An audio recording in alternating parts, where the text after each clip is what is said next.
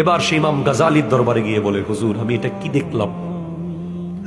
ইমাম গাজালি যিনি ৫ম শতাব্দীর মুজাদ্দিদ, যার বই পড়ে পড়ে এখনো আমেরিকা ইউরোপে মানুষ মুসলমান হয়,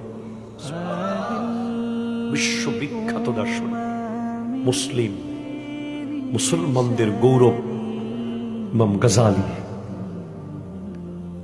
বলে, উপরে যে বাঘটা তোমাকে দৌড়াচ্ছিল সে ছিল আজরাইল আলাইহিস সালাম,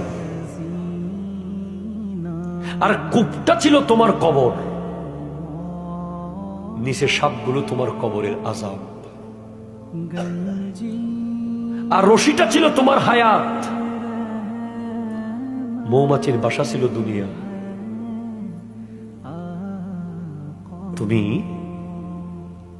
মধুর বাসা দেখে মানে দুনিয়ার পেয়ে তুমি উপরে বাঘের কথা তথা আজরাইল আলাইহিস সালামের কথাও ভুলে গেছো, নিচে সাপ তথা কবরের কথাও ভুলে গেছো।